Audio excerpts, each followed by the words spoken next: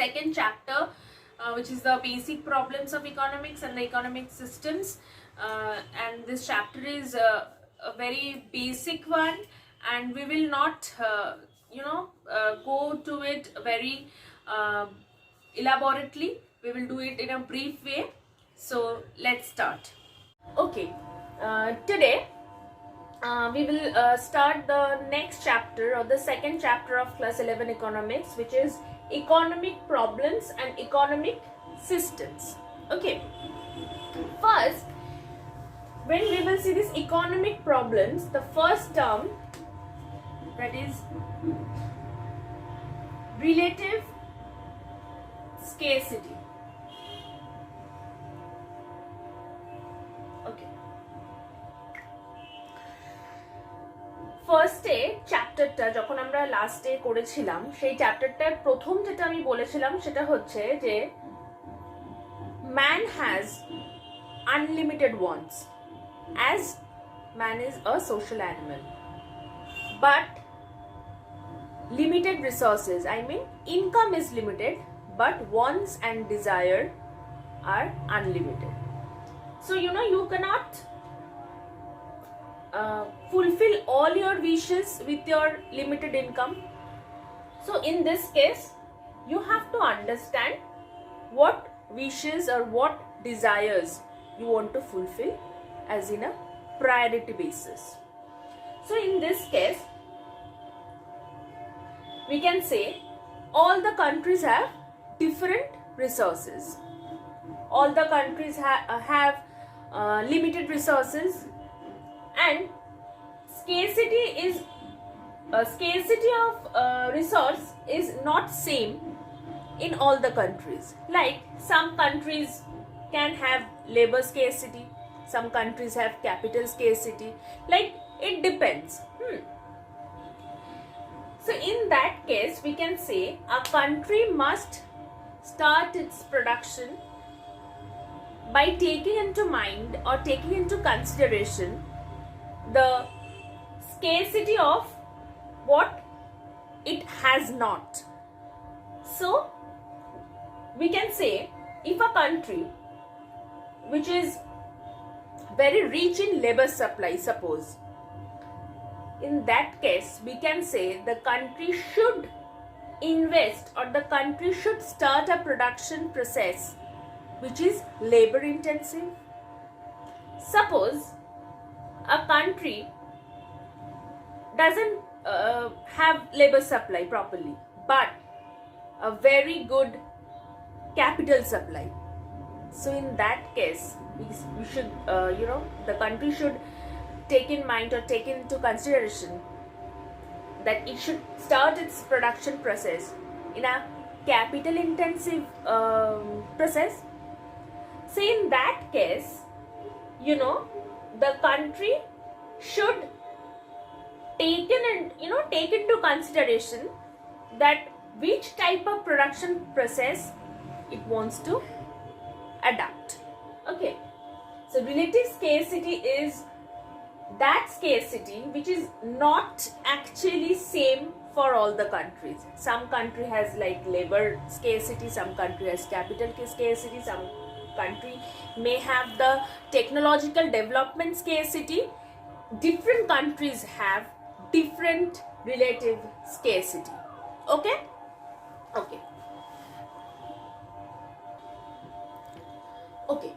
With relative scarcity, a country should decide which type of production process it should adapt with, and in that case the country should take into consideration how much to be produced, which product it should produce, on the basis of this. And these are called economic problems. Like when you have relative scarcity of labor and you know that you do not have that labor supply, you will start a production of those products which is capital intensive. So in that case, there comes economic problems.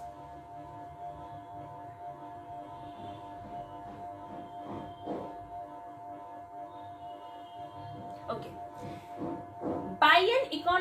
system, we can say, the social and the political rules that govern all the economic activities of a particular country, and obviously the social and political rules differs for different countries, and it is very natural. I mean, not each and every country has the same social and political rules. So in that case, we will have the economic problems, and there are three basic or fundamental economic problems we have. One is, which commodity to be produced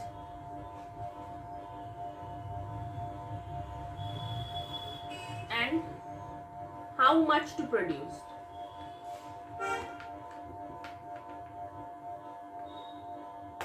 Next is, what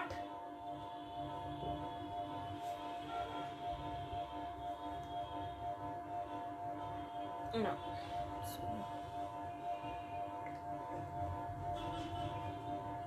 next is how to produce.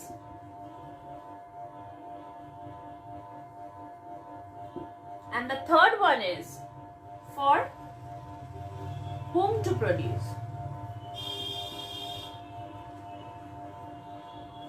Okay. Like, these are the three fundamental economic problems of a particular country. Like, first এটা decide করতে হবে কি produce করব and কতটা quantity তে produce করব. Next হচ্ছে how to produce, কিভাবে produce করব. Next হচ্ছে for whom to produce, কাদের জন্য produce করব. Okay. In this case, for the first one, which commodity to be produced and how much to produce, এই ক্ষেত্রে আমরা বলতে পারি resources, as I said before, resources are limited in every economy. Okay. So in this case, which commodity to be produced and how much to produce, you have to take it into consideration, the economic development of the country and the purchasing power of the people. কতটা তারা কিনতে পারবে। আমি একটা particular country যেটা হয়তো under developed, আমি যদি সেখানে if I produce luxury watches, no one can afford. I mean, no one will afford. So in that case, আমাকে এটা মাথায় রাখতে হবে যে if my country is a very developed country and if I am producing a very luxury watch like Rado there, everyone will buy. But not in a country like Africa, everyone will buy a Rado watch. So this I have to take into consideration before producing. There is which commodity to be produced and how much to produce. Okay, if like there are, in every country there are three income groups, like the higher, middle and the lower. So I have to take into consideration which group of, which income group is higher in my country. Like if there are maximum of higher income group people, that means I can produce more of the luxury products. If I am from a country where only the middle income group lives, then I have to produce the necessary products more. In a lower income group, there should be the same. So in that case, you have to take into consideration which commodity to be produced and how much to produce. The next is how to produce. Like as I said before, like in this case, relative scarcity, like no country has the same scarcity of resources. Suppose if I am producing a particular product which needs more labor, that means my country should have that supply of labor so that I can produce the particular product.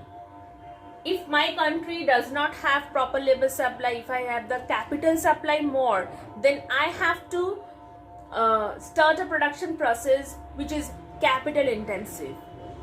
Okay, the next one is for whom to produce. In this case also, here comes the purchasing power of the people. Like যাদের জন্য produce করব, তাদের কেনার কতটা ক্ষমতা রয়েছে। Suppose like in a very smaller way, if I say that I am an entrepreneur and I am going to start production. Suppose I am a cloth merchant, okay, and I start producing different types of clothes. Suppose in Kolkata, it's a Kolkata based business, so I'll be producing clothes. In that case, I have to take into consideration that how much people can afford the high price clothes here. I have to, take into consideration this first, because যাদের জন্য produce করছি তারা যদি কিনতে না পারে, there is of no use of starting a production. So in that case, এটা মাথায় রাখতে হবে, আমি যাদের জন্য প্রোডাকশনটা করছি, are they capable enough to afford these products? Okay, so in a city like Kolkata, not every people can afford a Rado watch, not every people can afford an iPhone, not every people can afford a luxury car. So in that case, I have to take into consideration 3 economic problems. Like when I want to start a production, a country should take into consideration 3 economic problems.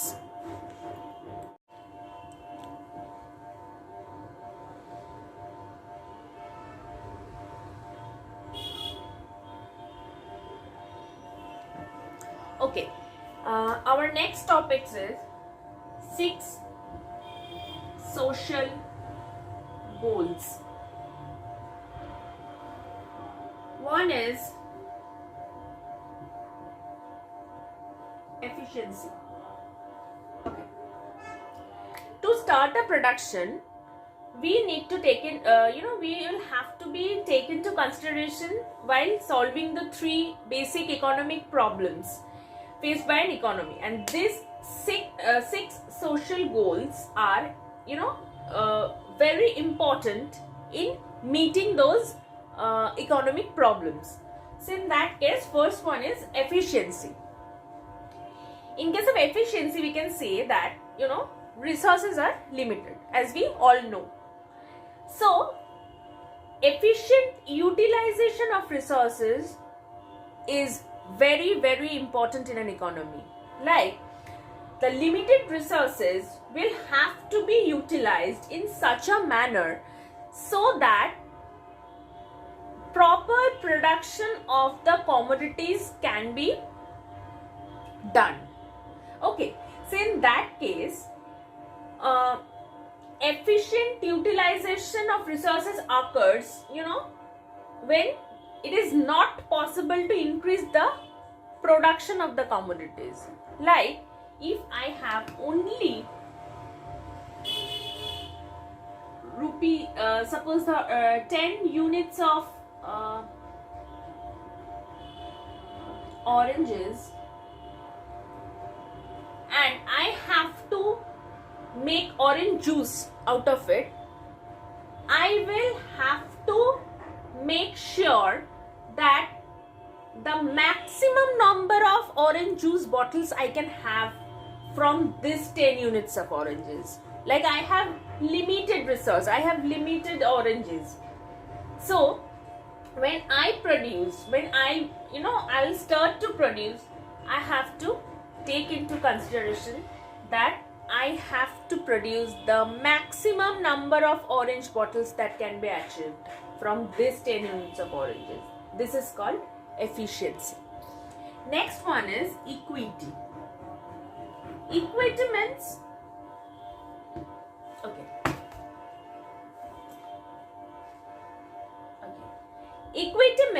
second social goal is equity. Equity means the equality in the distribution of income, which is actually very rare to see nowadays, because in this current scenario, the income and wealth distribution is very unequal. Like some people have a lot of amount of money and others have nothing. So in this case, when we try to produce or we will start production, we have to take into consideration the equitable income and distribution, because if every people has the money to buy it, it means I will start the production and I will get the maximum number of customers. So in that case, inequality of income and inequality of income distribution should be there. So government interference in economic activities may be necessary, for achieving this equitable income and distribution. Like suppose if a person, inequality in income and distribution, I'll give an example. Like if entrepreneur suppose pays salary to a particular person. If the person is eligible to get suppose rupees 1,000 a week, but the entrepreneur is giving him rupees 600 or 700 a week, that means no equality in the income distribution. Like the entrepreneur is getting more than what he deserves, but the employee or the person who is getting the salary or getting the wage is not getting what he deserves. So in that case, government rule and government interference is very, very important and is necessary in achieving this goal. Okay, next is freedom. In an economy, there are two types of decision makers. One is household, one is farm. Okay, the households, what they do, they supply factors of production like land, labor, capital to the farm, and the farm also pays rent, wages, salaries to the household. In that same case, with these factors of production, the farm produces products and service, and the household also consumes it in return of money, right? Suppose household যদি land, labor, capital farm কে দিচ্ছে এবং farm in return household K rent দিচ্ছে, wages দিচ্ছে, তো ফার্মের থেকে household আমরা কি পাচ্ছি? টাকা পাচ্ছি, রেন্ট পাচ্ছি, ওয়েজেস পাচ্ছি, স্যালারি পাচ্ছি, যাই হোক। আবার ফার্ম কি করছে? এই ফ্যাক্টরস অফ প্রোডাকশন গুলো দিয়ে প্রোডাক্টস এন্ড সার্ভিসেস তৈরি করছে, গুডস এন্ড সার্ভিসেস। হাউসহোল্ড হয়ে আমরা কি করছি? সেই গুডস এন্ড সার্ভিসেস ইউজ করছি ইন রিটার্ন অফ মানি, মানে expenses on goods and services. সে so it is desirable that the households should have the freedom to take decisions regarding the how much factors of production he wants to employ or he wants to supply to the farm, and the farm should also has the freedom to take the decision regarding how much the farm want to produce. Okay, so both the parties, household and farm, both should have the freedom to choose the quantity and quantity of the commodities produced. Okay. Next one is, sorry, growth. Okay. Another social goal is growth. By economic growth, we can say, the productive capacity of an economy. The more production means the more of the income. More income means more purchasing power. More purchasing power means the higher standard of living. Suppose if I am producing a product A, like for if my production increases, then my income will also increase. Okay, I have started production. If my production increases, my income will also get increased. If my income get increased, my purchasing power will get increased. I will be able to afford more and more things. I will be capable of buying different luxury items. If my purchasing power increases, my standard of living will increase. Suppose I have a small car. I had a small car before. Suppose if I am earning more and more these days, that means I am getting income more. When I am getting more income, I can buy a bigger car than before. My standard of living is going up. Okay. So in that case, this is about me, or this is about in a small scenario. Okay. Now, if increase in standard of living, that means increase in per capita income. Like if each and every people of a country has the same scenario, like more income, more purchasing power, and more standard of living. So in that case, per capita income will increase, savings will increase, the economic growth will automatically get higher. Okay. The next one is security.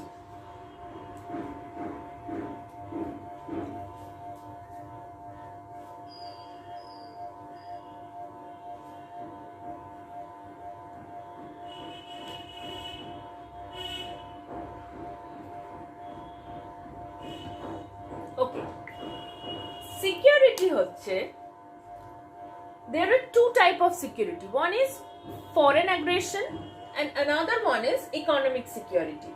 When it comes to foreign aggression means to defend your country from other foreign countries. Like you have to have a very strong defense force, and if you want to create, or if you want to make a very strong defense force, that means you should have a very strong economic security. Like your economic base must be very, very strong. Like if our army or our defense force, they do not have the proper equipments for war, then they will not be able to protect us from the predators.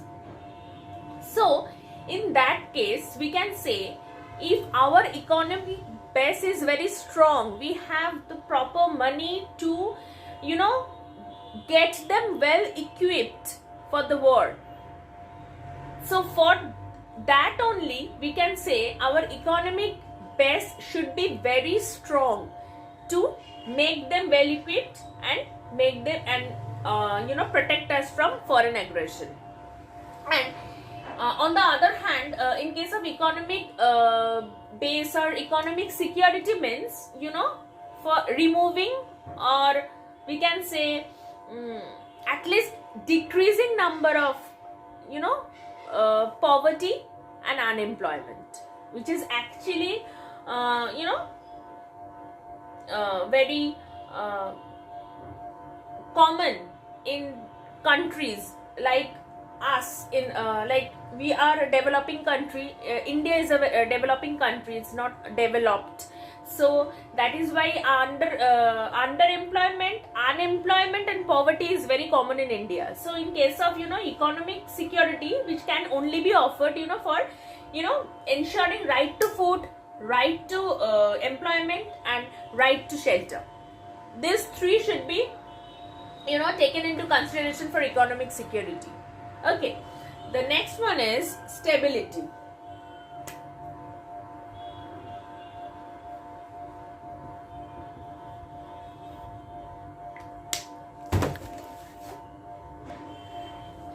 So we are done for the day, as we have finished the second chapter with economic problems, relative scarcity and the economic systems.